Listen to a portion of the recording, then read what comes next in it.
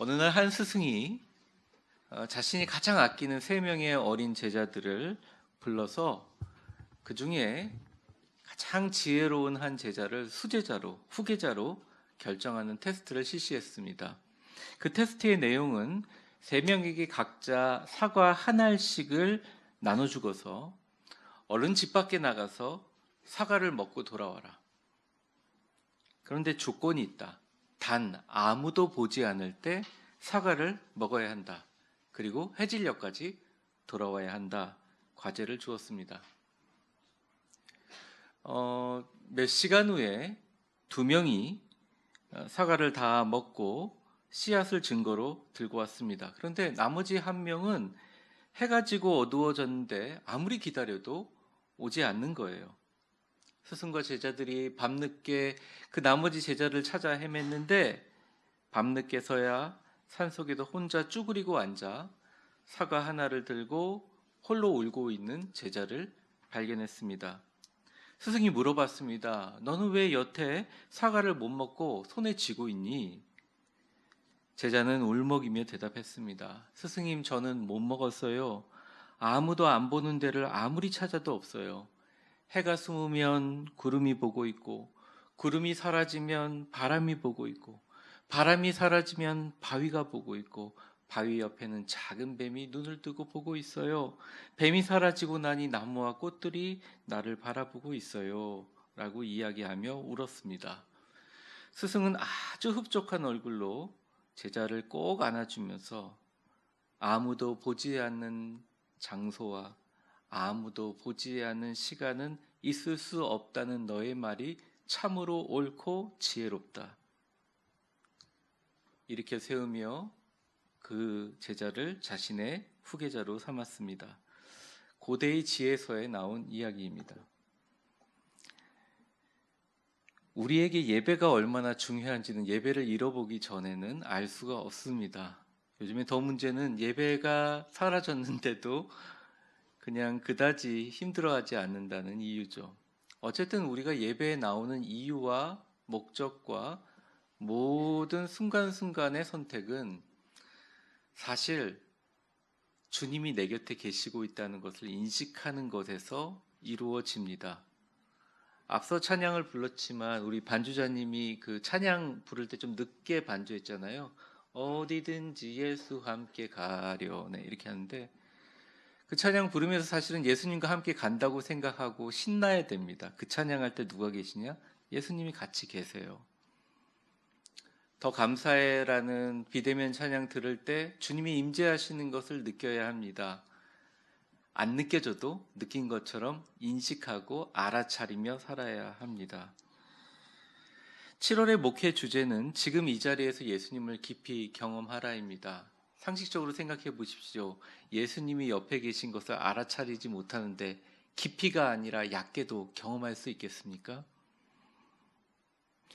늘 우리의 기도와 찬양과 호흡이 있는 모든 곳에 예수님이 계십니다. 이 예배 순서 가운데 예수님이 계신다고 하고 예수님께 집중하면 예배가 달라질 것입니다.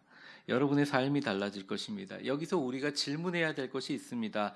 난 지금 이 자리에 계신 예수님을 경험하고 있는가?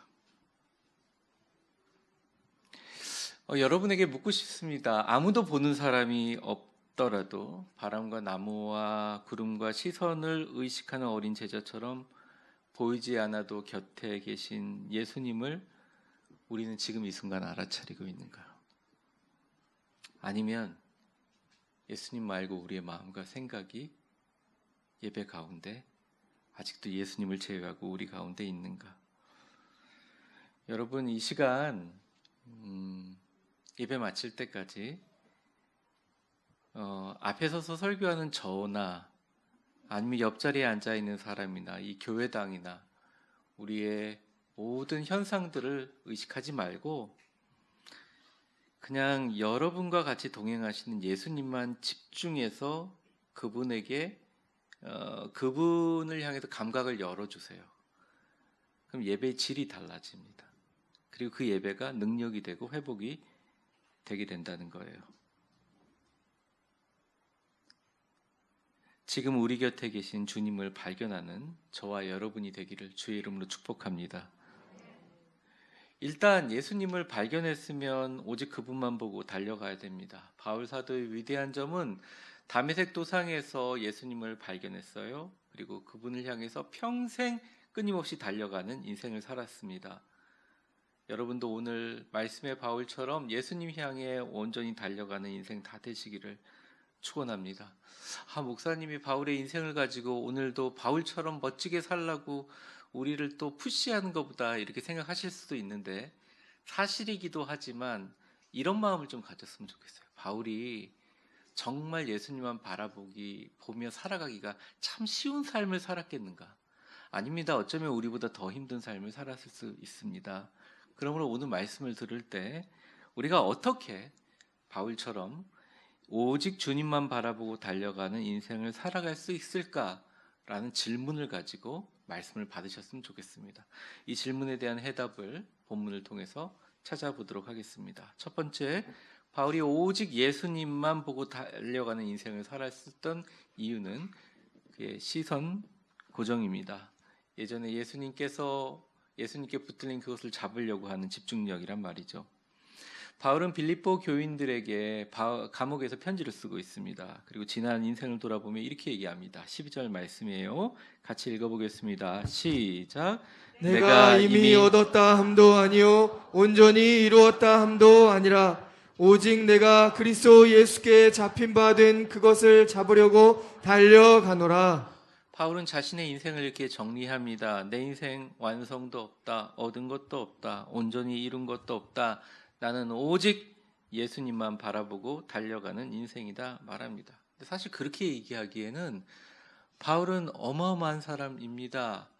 지금 현재의 비행기와 선박이 발달된 시대에도 바울처럼 그런 단기간에 유럽 전체를 다니면서 수천 킬로를 여행하고 교회를 개척하는 일은 거의 불가능한 일입니다. 하나님이 주신 능력으로 하는 일입니다. 우리 신학생들이 신학교에 가서 신약 성서를 공부할 때 예수님 다음으로 위대한 사람이라고 한다면 신약 성서에서 바울을 꼽습니다.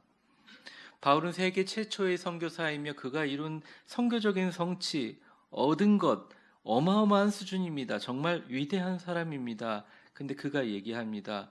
내가 이미 얻은 것도 아니고 온전히 이루었다 함도 아니고 아무것도 없다. 나는 그냥 예수님께 잡힌 바 된 그것을 잡으려고 달려가는 사람이다. 바울이란 한 사람을 통해서 기적적인 하나님의 역사가 시작됐는데 그것은 바울의 품격이나 바울의 성품이나 바울의 능력에 달려있는 것이 아니라 바울의 이 고백에 달려있다고 생각합니다.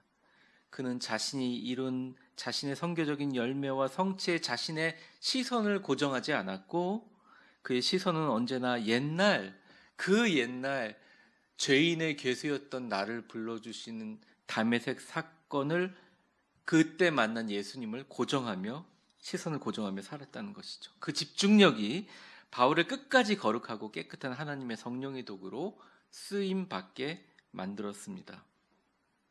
여러분 다 아시죠? 다메섹 도상에서 예수님을 만났는데 예수님이 다메섹 도상에서 그 당시 사울이던 바울에게 다짜고짜 얘기합니다. 사울아 사울아 내가 어찌하여 나를 핍박하느냐. 주여 누이십니까? 나는 네가 핍박하는 예수라. 우리는 단순히 성경으로 읽지만 나는 네가 핍박했던 예수라라는 마음이 바울 평생에 있었던 것 같아요. 바울의 후기 저작들을 계속 보면 볼수록 바울은 계속 얘기합니다. 내 안에 두 가지가 싸우고 있다. 나는 죄인의 괴수다. 나는 용서받지 못할 죄인이다. 나는 무익한 종이다. 계속 얘기합니다. 그게 바울을 진짜 하나님의 사람으로 만들었다는 거예요. 우리는 사람들이 끝까지 어떻게 예수님만 바라보며 달려갈 수 있습니까? 비결을 묻지만 오히려 비결이 아닌 그의 시선에 달려있다는 것입니다. 내가 이룬 성취도 아니고 내가 놀랍게 이룬 사람들이 존경받는 그 모습도 아닌 나같이 부족한 사람을 불러주신 예수님의 그 예전 은혜에 초점이 맞춰 있다는 거죠. 그때 예수님 나를 붙들어 주셨잖아요. 예수님께 그때 붙잡힌 바를 다시 얻으려고, 다시 그 마음, 첫 마음을 붙잡으려고 나는 달려간다. 이렇게 자기의 인생을 고백하고 있다는 거예요. 사랑하는 성도 여러분, 여러분에게 묻고 싶습니다. 말씀을 통해서가 아니라 그냥 양심적으로도 우리가 하나님 앞에, 세상 앞에 바른 길과 바르지 못한 길은 다 구분하고 사십니다. 그런데 우리가 그리스도인으로서 우리 자신에게 다시 물어봐야 할 것은 뭐냐면, 우리들은 이 자리로 생명을 주시고 불러주신 하나님의 예전 은혜를 다시 기억하고 있는가? 도저히 자격 없는 나를 목사로 만들고 교인으로 만들고 또 직분을 주셨을 때의 그 감격과 은혜가 새로운가? 그리고 앞으로 그 은혜 앞에서 새롭게 감사하고 있는가? 우리는 물어야 됩니다. 자주 묻는 사람, 하나님께서 사용하시는 분입니다.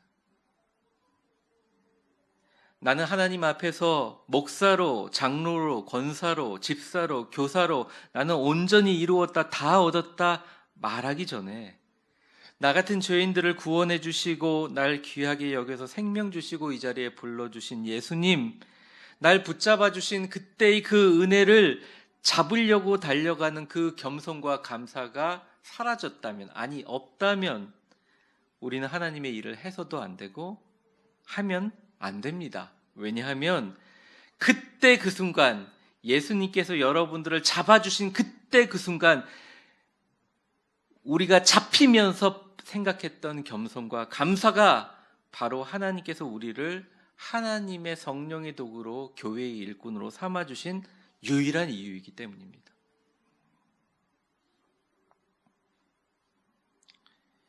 어제 제가 갑자기 소화가 안 되고 머리가 어지러워서 설교를 정리를 해야 되는데 계속 너무너무 힘든 거예요. 그래서 우리 사모가, 여보 그냥 자, 기도하고 자. 왜 힘들지? 왜 어렵지? 우리 성도들이 날 위해서 기도하고 있는데 때때로 저도 참 부족하다는 생각을 합니다. 말씀 앞에 섰을 때 어렵다는 생각을 합니다. 자기 전에 이런 기도를 했어요. 주님, 전 참 무익한 종입니다. 내가 이룬 것과 얻은 것은 하나도 없습니다. 주님이 날 도와주셔야지요. 그래야 제가 힘을 내서 하지요. 주님이 나를 그때 붙잡아 주셨던 그 은혜 다시 상기하며 주님 앞에 나아갑니다. 그렇게 기도했어요. 여러분들도 다 그러면서 신앙생활 하는 거 아니겠습니까? 그게 끝까지 롱런하고 완주하는 비결이라는 거. 다른 특별한 비결이 있는 게 아니라는 거. 갑자기 우리를 부자로 만들어 주셔서, 갑자기 우리에게 엄청난 축복을 주셔서, 야 이제는 더 이상 근심하고 걱정하지 않을 거야. 여러분 그걸 믿으십니까? 그런 인생은 없어요. 근심과 걱정은 만들어내는 주체가 우리이기 때문에, 우리가 예수님께 붙잡혀 있지 않을 때, 예수님께 집중하지 않을 때 세상의 모든 근심과 걱정은 우리를 지배합니다. 하지만 예수님께서 우리를 그때 불러주셨던 첫 마음과 첫 감격, 교회를 시작할 때 첫 마음과 첫 감격, 하나님께 나를 임직해 주셨을 때 그때의 감격, 그때의 마음을 다시 붙들고 세상과 타협하지 않고 오직 예수 그리스도만 바라보고 있을 때 우리는 새로워질 수 있고 강해질 수 있고, 그것이 우리를 굳건하게 버티게 해준다는 것입니다. 바울은 이렇게 시선을 조정했어요. 이 바울처럼 여러분 모두 하나님께 멋지게 쓰임받기를 주의 이름으로 축원합니다. 끝까지 어떻게 달려갈 수 있는가? 첫 번째 대답은 시선 고정입니다. 예수님만 생각해라. 예전에 날 불러주신 예수님만 생각해라. 두 번째는 방향 설정입니다. 바울이 어떻게 했을까? 위에서의 부름을 향해 달려가는 것. 13절과 14절 우리 같이 한번 읽어보겠습니다. 시작. 형제들아, 나는 아직 내가 잡은 줄로 여기지 아니하고 오직 한 일, 즉 뒤에 있는 것은 잊어버리고 앞에 있는 것을 잡으려고 표대를 향하여 그리스도 예수 안에서 하나님이 위에서 부르신 부름의 상을 위하여 달려가노라. 많은 성도들을 만나다 보면 이런 걸 느낍니다. 제가 성도들의 경제적인 상황을 위해서 기도하거나 건강의 회복을 위해서 기도합니다. 목회자가 해야 될 가장 하나님 앞에 칭찬받을 일들이 우리 성도들을 축복하고 또 성도들이 그 기도에 응답받으면 너무 감사하고 좋은 일들이 있을 때 기쁩니다. 그런데 또 성도들이 기도를 열심히 했는데 결과가 좋지 않아서 성도들이 실망하는 걸 넘어서 하나님에 대한 믿음이 흔들릴 때 보면 목회자도 사실 인간이기 때문에 힘들고 어려움이 분명히 있습니다. 근데 제가 성도들을 위해서 기도하다 보면서 이런 걸 깨달았습니다. 결국 성도인 우리가 어디서 살고 얼마나 많이 버느냐는 사실 생각보다 중요하지 않다는 것을 발견했습니다. 정말 인생을 결정하는 가장 중요한 것은 자기가 자기 인생을 대하는 태도에 달려 있다는 것이죠. 영성도 마찬가지라는 것입니다. 내가 교회에서 무슨 일을 하고 어느 직분을 맡으냐도 중요하지만 더 중요한 것은 내가 이 자리에 왜 앉아 있고 내가 이 자리에 이 직분을 왜 받았는지 그리고 내가 달려가는 방향성을 정확하게 하는 것이 어떻게 보면 자신의 인생을 결정하는 본질이라는 것이죠. 이 예배에 참석하고 있는 의미와 목적과 방향 설정이 그 사람의 신앙의 본질이라는 것입니다. 그렇다면 여러분에게 질문을 던지고 싶습니다. 여러분의 영성과 인생의 방향키는 어디로 행하고 있습니까? 바울은 이 본문을 통해서 우리에게 이 질문에 대한 해답과 또 아주 중요한 무거운 질문을 던져줍니다. 어떤 분들이 저에게 울면서 이런 얘기를 하셨습니다. 저는 폭풍 후에 파손된 배와 같습니다. 대양 위에 떠서 바람과 물결에 흔들리는 위태한 조각배와 같습니다. 어떻게 해야 될지 모르겠어요. 저는 첫 마음을 잃어버렸습니다. 저는 절망적입니다. 하지만 예수님께서는 언제나 그분을 향해서 성령으로 우리에게 말씀하십니다. 너에게 능력 주시는 자 안에서 내가 능치 못할 일이 없을 것이다. 전제가 있다. 세상 보지 말고 심지어 교인도 보지 말고 너는 나만 바라봐. 네가 내 안에 있으면 너는 어디든지 갈 수 있고 너는 내 안에 있으면 무엇이든지 이루어낼 수 있다. 주님은 오늘 우리에게 말씀하신다는 것입니다. 여기서 우리가 주님께 물어야 될 것, 우리 인생에 물어야 될 것은 과연 우리의 인생과 시선과 방향은 오직 예수를 향해 달려가고 있는가입니다. 위에서 부르시는 주님의 부르심에 순간마다 나는 응답하고 있는가? 우리는 물어야 합니다. 13절과 14절이 바울이 그에 대한 해답이지요. 13절과 14절 한번 보여주세요. 내용이 이런 것입니다. 난 아직 잡은 것도 이전의 성취도 다 잊어버렸다. 오직 앞만 바라보며 달려간다. 위에서 부르신 부름의 상을 위해 달려간다. 난 아직도 예수님을 향해 계속 달리고 있다. 그는 고백합니다. 이 단순함이 바로 바울의 위대함입니다. 저는 우리 위대한 교회 성도들이 참 많은 축복과 가능성을 가지고 있다고 생각합니다. 왜냐하면 대부분의 성도들이 진짜 고백합니다. 말씀을 들으면서 내가 예수님만 보고 달려왔던 신앙의 예전의 첫 마음을 잊어버렸어요. 나는 자격이 없는 사람입니다. 이렇게 고백을 합니다. 예수님이 얼마나 기뻐하실지 저는 보지 않아도 정말 마음속으로 크게 느낍니다. 이에 대한 바로 겸손, 나의 연약함에 대한 겸손이 모든 위대함의 시작이기 때문입니다. 여러분 어떻게 죽을 때까지 첫 마음으로 살아갈 수 있습니까? 불가능합니다. 그렇게 살아간다고 하는 사람들 다 거짓말장입니다. 분명히 거짓말장입니다. 어떻게 그럴 수가 있나요? 예수를 믿었을 때의 그 은혜로, 임직을 받았을 때의 그 겸손함으로 끝까지 내가 주님의 몸된 교회를 사랑하고 존중하고 살아가는 것 쉽지 않습니다. 그런 마음으로 살아가는 것 바울도 쉽지 않았을 것입니다. 바울도 그랬겠죠. 그래서 바울의 모든 저작들을 읽어보면 끊임없이 고민하고 끊임없이 투쟁합니다. 예전에 내가 이룬 것들 매일매일 주님 앞에 잊어버립니다. 나는 주님 앞에 날마다 죽노라. 내가 이루고 성취하고 내가 모든 것들 집착하지 않습니다. 잊어버리고 매 순간 그는 예수님께 나아갔어요. 그의 위대함은 다메섹의 회심한 단 한 번의 사건으로 살아갔던 것이 아니라 매일매일, 아니 매 순간 수만 수천 번의 다시 돌이킴으로 하루에도 다메섹을 100번, 200번 갔다 오면서 감사하지 못하고 겸손하지 못한 자신을 예수님의 십자가 앞에 회복하며 살아갔기에 그는 쓰임을 받을 수 있었다는 것이에요. 신앙에 뭔가 비결이 있고 이번 설교로 뭔가를 쇼부를 보려고 하지 마세요. 그런 거 없습니다. 여러분 인생이 그렇습니까? 그렇지 않습니다. 바울의 비결은 연약함에 있어요.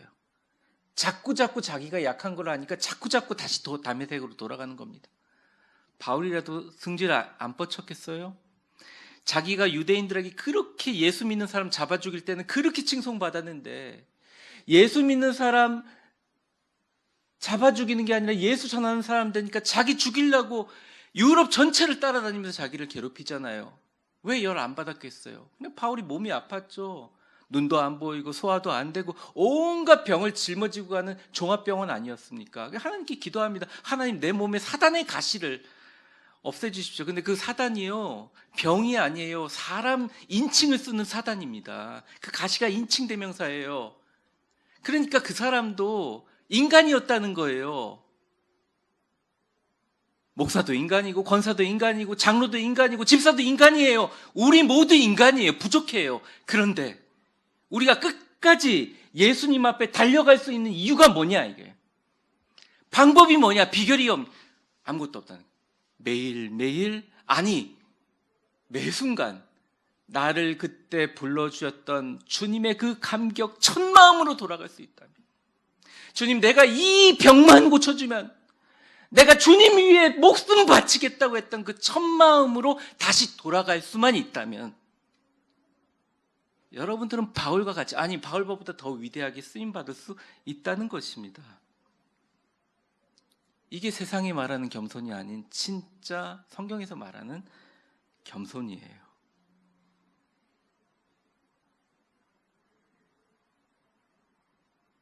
저는 그래서 이렇게 한번 적어봤습니다. 한번 같이 읽어볼까요? 시작. 처음에 마음을 잃지 않기 위해서는 주님 앞에 나아가 수많은 처음을 꾸준히 만들어내는 길밖에 없다. 저는 그렇다고 생각합니다. 괜찮아요. 실수할 수 있죠. 잘못할 수 있죠. 근데 그 잘못에서 변명을 하거나 속이려고 하는 게 아니에요. 주님, 내가 실수하고 연약하고 잘못했어요. 다시 제가 위대한 교회 초창기에 제 첫 마음으로 갑니다.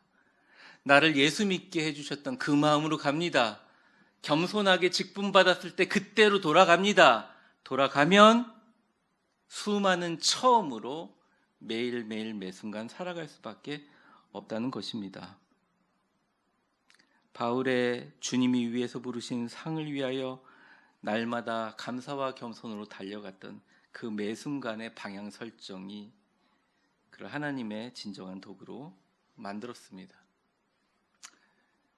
다메섹 사건을 다시 회상을 해보면 아나니아 선지자는 바울의 눈먼 걸 고쳐주기 싫어했어요. 사실은 이 못된 놈을 왜 고쳐주냐 이런 생각이 들어요. 성령님이 명령하는 걸 탐탁치 않았습니다. 고쳐주려고 하지 않았어요. 사도행전 9장 12절에서 15절까지 보면 이렇게 나와 있습니다. 제가 읽어볼게요. 그가 아나니아라는 사람이 들어와서 자기에게 안수하여 다시 보게 하는 것을 보았느니라 하시거늘 아나니아가 대답하여 주여, 이 사람에 대하여 내가 여러 사람에게 듣사온즉 소문 참 안 좋다. 그가 바울, 이 사울 나쁜 놈이 예루살렘에서 주의 성도들에게 적지 않은 해를 끼쳤다 하더니 14절이요. 여기서도 주의 이름을 부르는 모든 사람을 붙잡아 잡아 죽이는 결박할 권한을 그 못된 대제사장들에게 받았나 하거늘 얘기하는데 뭐라고 얘기하십니까? 성령님께서 주께서 이르시되, 같이 한번 읽어보겠습니다. 시작. 가라, 이 사람은 전하기 위하여 택한 나의 그릇이라. 택한 나의 그릇이라.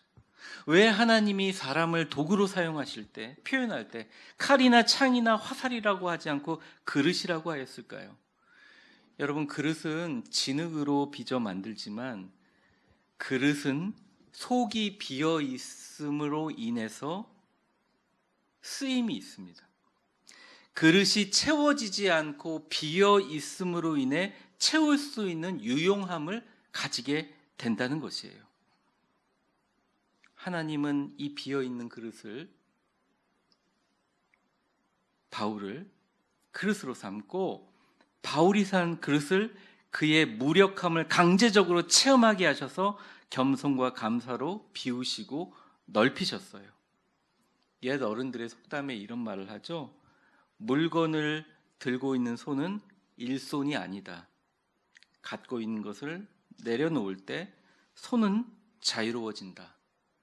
무언가를 일하기 위해서 비어있는 손이 일손이다. 그리고 돕는 손이다. 하나님의 사람도 마찬가지입니다. 비어있는 그릇이 유용한 그릇입니다. 우리 옆 사람 축복해 볼까요? 겸손과 감사로 바울처럼 비워지고 넓어지는 그릇 되시기 바랍니다. 말씀을 정리하겠습니다. 이제 우리는 설교 첫 부분에 제가 했던 질문에 대해 다시 한번 대답하는 시간을 가져야 될 것 같습니다. 어떻게 이렇게 힘들고 어려운 시대를 살아가며 바울처럼 오직 예수님만 바라보고 영광스러운 인생을 살 수 있을까라는 질문입니다. 성경은 이에 대해서 대답합니다. 바울이 그렇게 할 수도 있던 이유는 그의 능력과 성취와 열정이 아니다. 오히려 그의 능력과 성취와 열정들을 날마다 비우고 내려놓고 잊어버리고 이룬 것도 다 비워버리고 그 옛날 다메섹에서 나를 만나주시고 나를 사랑해주시고 나의 눈먼 눈을 띄워주셔서 주님의 역사 가운데 나를 초대해 주시고 캐스팅해 주신 예수님을 향한 그 첫마음과 사랑을 잊지 않기 위해 매일매일 수만 번 수천 번 첫마음을 꾸준히 만들어냈기 때문에 가능하다라는 것을 말씀드렸습니다. 여러분은 아직도 겸손과 감사가 인간의 도덕이나 목사들이 얘기하는 종교적인 윤리라고 생각하시는 분이 계십니까? 아닙니다. 그것은 오직 예수를 향해 달려가게 하는 동력이요, 유일한 연료라는 것이죠. 저와 여러분 예배 후에 우리 모두 일상으로 돌아갑니다. 참 목요일서부터 토요일까지 여러분은 어떠셨는지 모르겠지만 다음 주부터 비대면 예배를 해야 된다고 생각하니 마음이 무거웠습니다. 목사님들도 다 그러시더라고요.